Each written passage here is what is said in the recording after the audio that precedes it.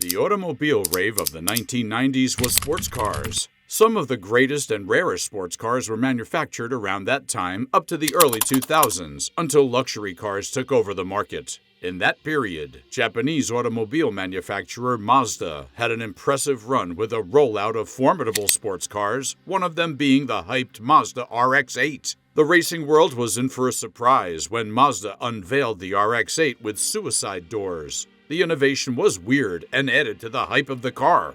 They hit the market and made impressive sales, but production would wrap up after a few years for many issues. Users were promised high performance and a unique experience, but what they got was underwhelming power, unfunctional design choices, and reliability issues. So where did Mazda miss it with the RX-8? Let's find out.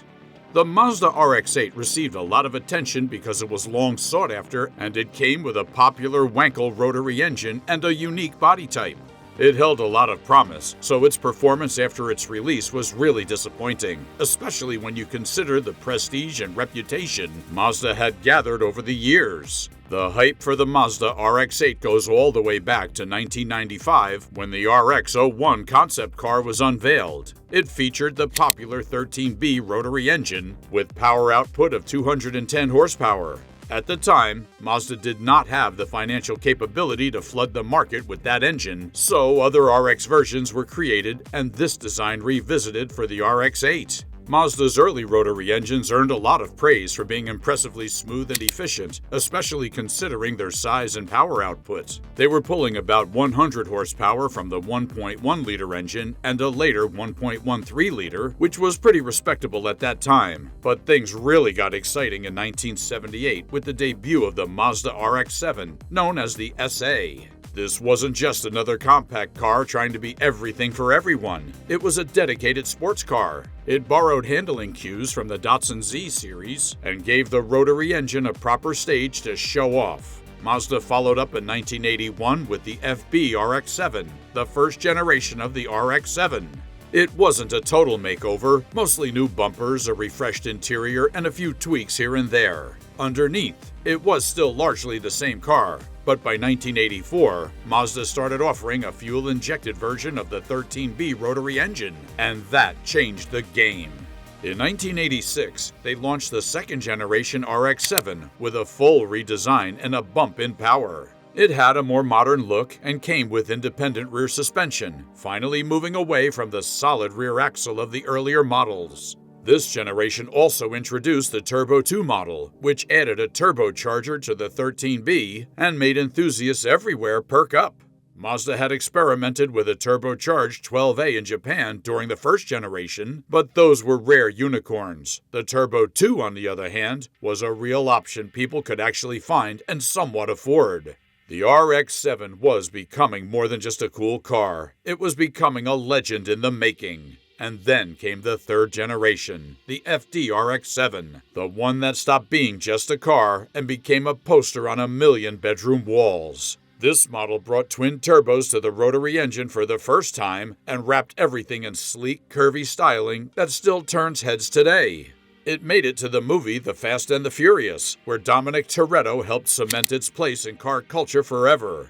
The FD RX-7 was sold in the US from 1993 to 1995, and it quickly became a favorite among racers, tuners, and even collectors. As a side quest, the Yunos Cosmo, a luxury model sold only in Japan, featured the only factory-built 3-rotor twin-turbo rotary engine, producing over 300 horsepower. It was a beast in a suit. Meanwhile, on the track, Mazda's 4-rotor 787B was winning Le Mans. Even though the FD RX-7 stopped coming to the US in 1995, it continued in Japan until 2002.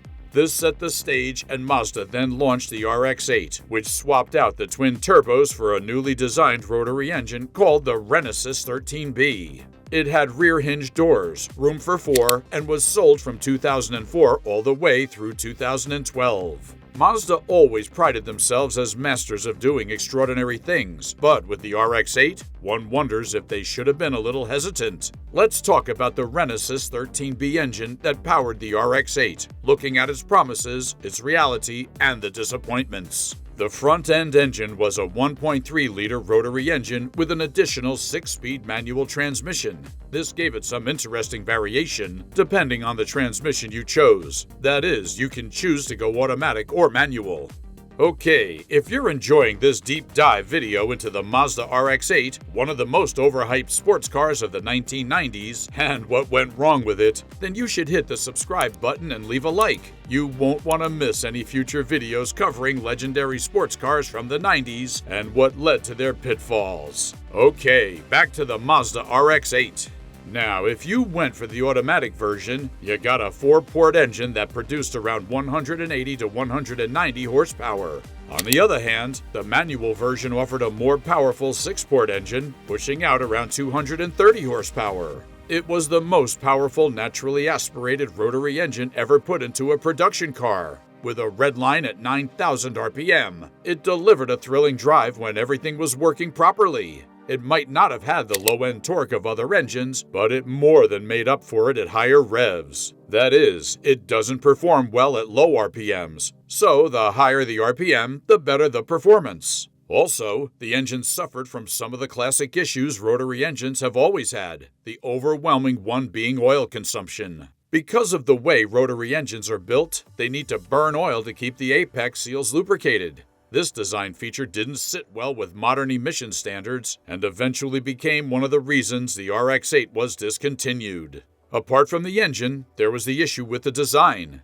The RX-8 comes with heated seats, which is a nice feature for a sports car. They also have a small triangular cutout, a signature feature that shows it's a rotary engine vehicle.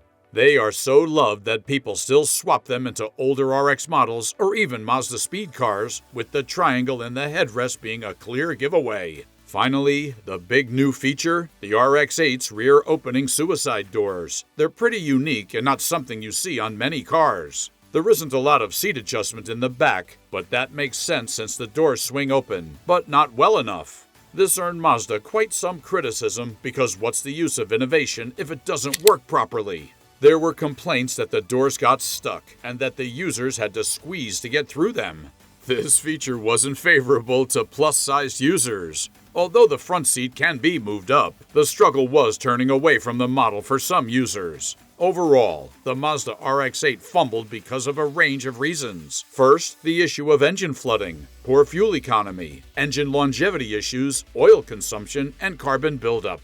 Oil consumption is a regular problem with rotary engines, as mentioned before, and this made Mazda fail with the emissions regulations authorities. It led to its ban and recall from markets in Europe and North America. They tried to fix the oil issue by making the apex seals thinner, but that resulted in more engine failures.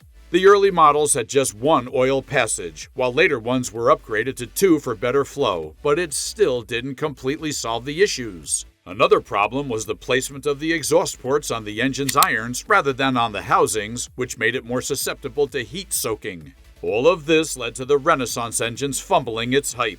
It also required frequent checks and maintenance, and not many people were willing to spare extra time. At the time, people had moved beyond the days of popping the hood to adjust valves or check on carburetors. This led to lack of regular maintenance, and many RX engines packed up as a result. Along with the engine, the RX-8 was hyped for its balanced 50-50 weight distribution, rear-wheel drive, keyless entry, and sharp handling.